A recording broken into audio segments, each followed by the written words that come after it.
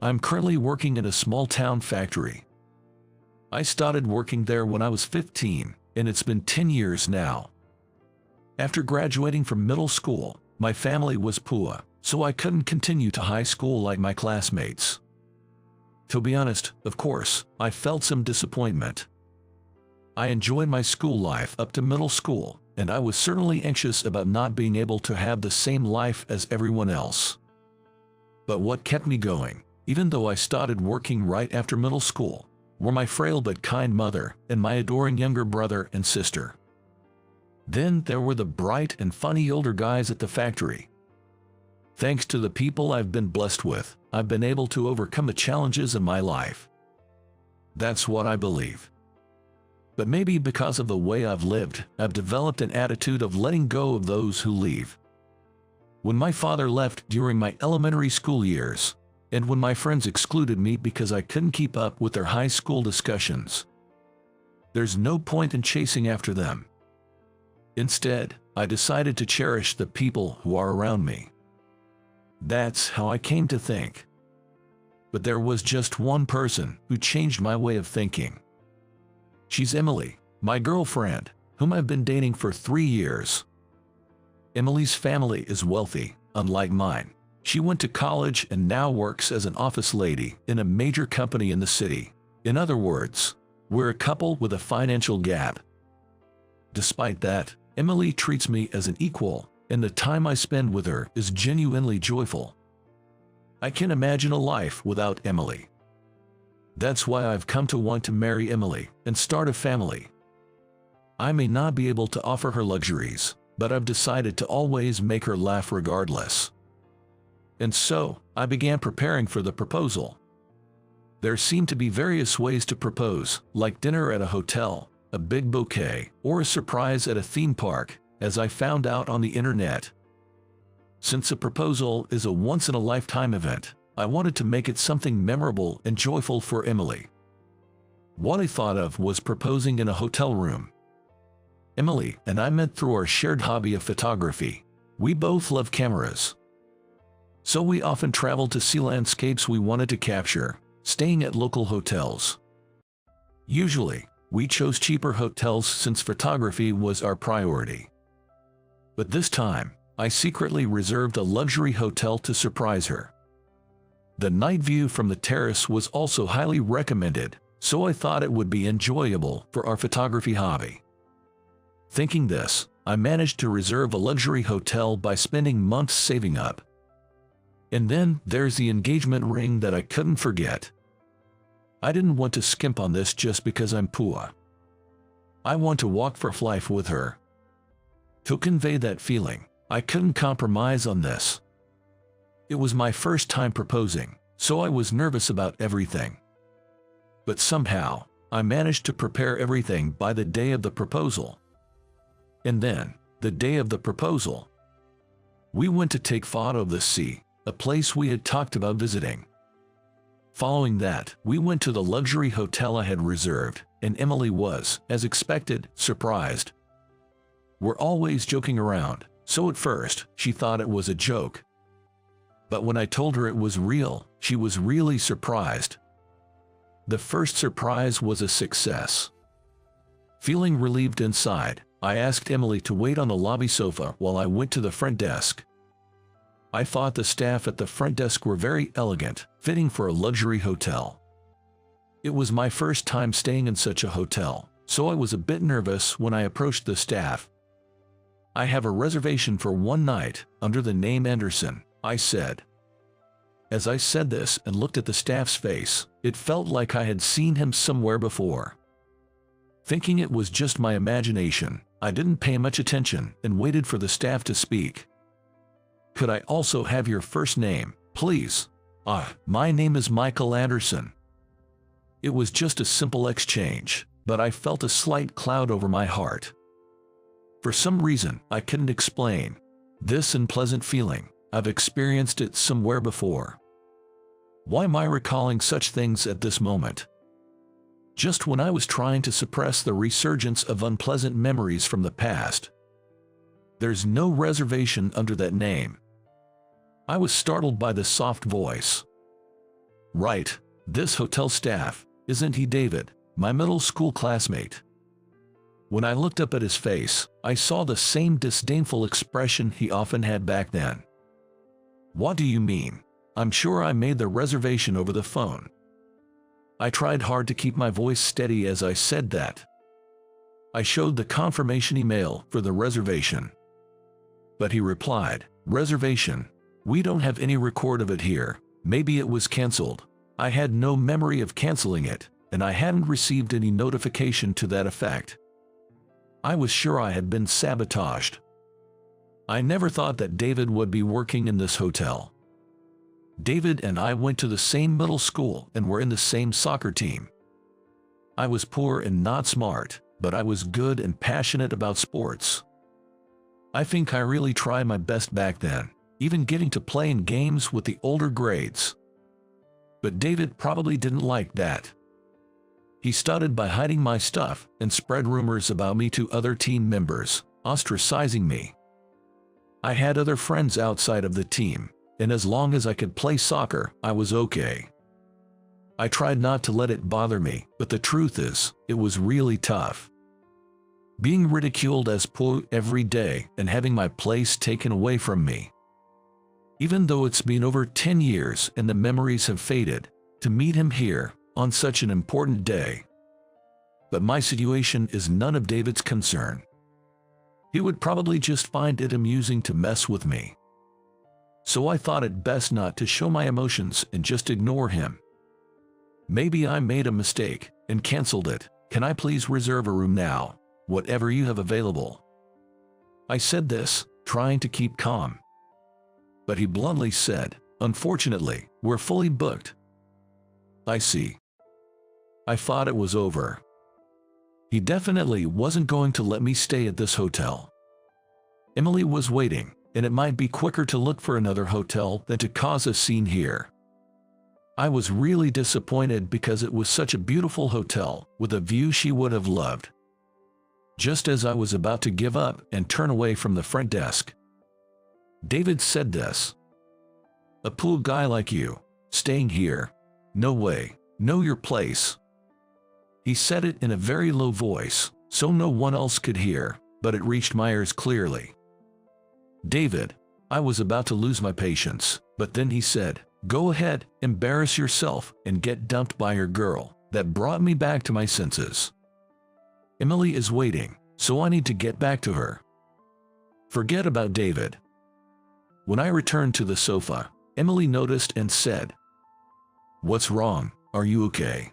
I might have taken longer than usual, and perhaps my expression was dark.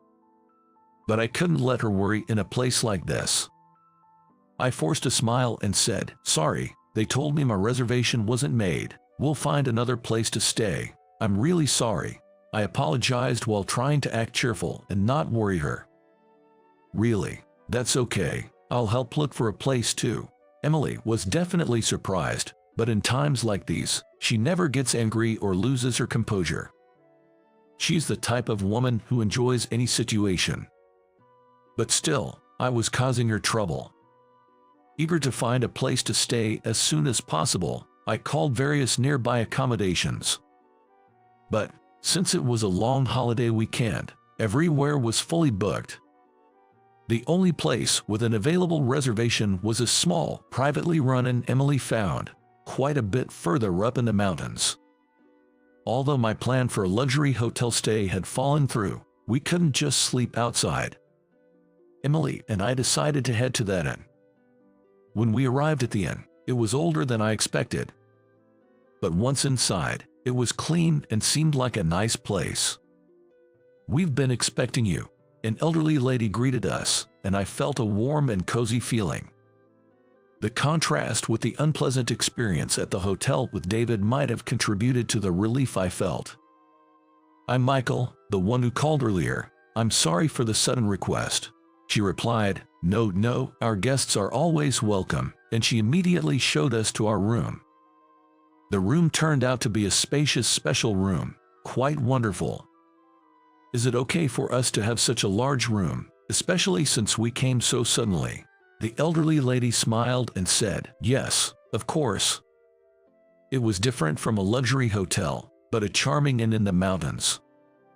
The view from there was really beautiful. It's so healing to be surrounded by nature like this, especially after being in the hustle and bustle of the city all the time. Emily seemed to feel the same way. Just when I thought everything turned out fine and we were lucky to find such a nice inn, I heard some commotion outside our room and went to check. There was a water leak in the ceiling of the room next door, and the innkeeper and other ladies were bustling about, trying to fix it. "Can I help with anything?" The staff seemed to be all women, so with my height, I'd probably be more effective in handling the ceiling repairs. Plus, I'm used to this kind of work for my job. "But you're our guest. We can have you doing this." They hesitated, but I insisted. I want to make up for the sudden trouble, and took a bucket from them. "Then we'll gladly accept your help." The building was old but well maintained, so these things happen. While I was helping, Emily was saying to the elderly lady, "Don't overdo it, sit down and rest." Her friendly and caring nature towards someone she just met was so like her. It made me smile. After the emergency repairs, we had dinner in our room. The meal, full of mountain delicacies, was truly delicious. If we had stayed as planned in the hotel, we would have been in a fancy restaurant by now, but by then, I had a feeling. Maybe this homely atmosphere suited Emily and me better. While I do aspire to luxury, this warm and cozy feeling is what makes us comfortable, and it's the kind of home life I want to build.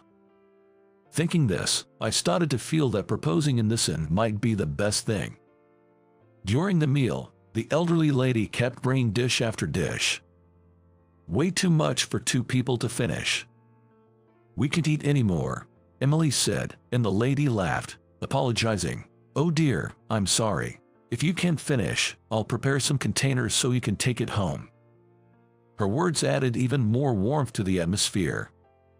After dinner, as I gazed out of the window at the scenery from our room, I finally managed to say these words. "I love the warm atmosphere when I'm with you, Emily. I want to keep walking this path together, always. Will you marry me?" It was a true feeling that I could express because it wasn't in a luxury hotel, but in this place. If I had proposed in the hotel, I might have been too nervous to truly imprint this important moment in my heart.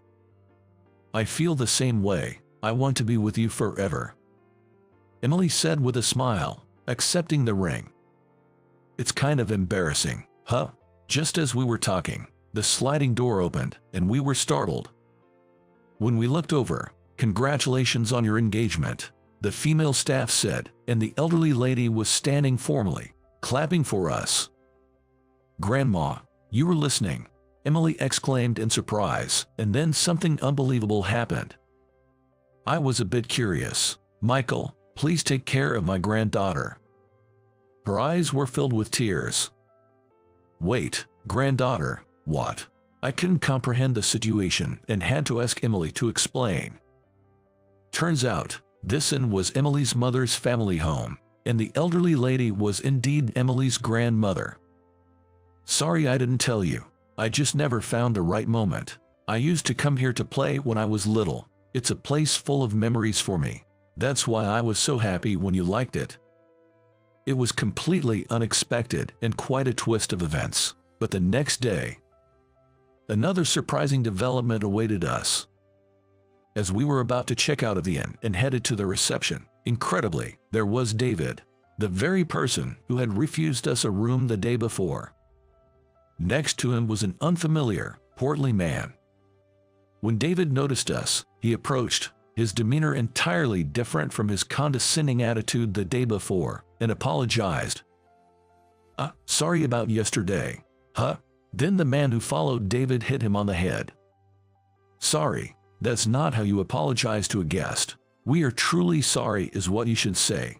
Truly, I am very sorry." As I stood there dumbfounded, the man spoke in a gentle, calm voice that didn't match his earlier anger. "Michael, I am terribly sorry for the inexcusable behavior of our employee. I am Kevin, the manager. To apologize. We have arranged a complimentary 2-night stay in our suite room." Please call me directly using this business card whenever you'd like to stay. Really? Is that okay? Of course, please do come with your wife. Emily and I looked at each other, bewildered, but decided to ask the question on our minds. May I ask something? Yes, of course. How did you know we were here, and why did you call her my wife? I am sorry, but I am the one called them. A voice came from behind, and there stood the grandmother. I was worried when Emily suddenly wanted to stay over. When I heard you were turned away from the hotel, I couldn't believe it. That hotel is run by a friend of mine, so I asked her to check. It's unacceptable to refuse important guests without a serious reason. David and manager Kevin received a long lecture from the grandmother. Grandma is strict when it comes to work, Emily whispered to me with a chuckle. Afterward, it seems David was fired from the hotel. Though I was initially disappointed about not staying in the luxury hotel, it turned into an unexpected twist of fate. On the day we registered our marriage, we were able to stay at the luxury hotel we had always admired.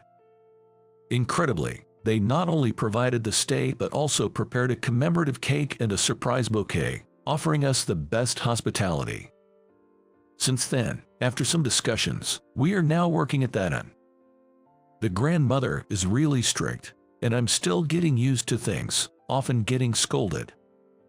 Occasionally, my younger brother and sister bring my mother to stay, and Mr. Brown, the owner of the factory I used to work at, uses it for company trips, so I still keep in touch with the old guys from there. Our inn, nestled in the mountains and not new, offers a place for guests to relax and rejuvenate, and that's what we aim to provide, the best hospitality.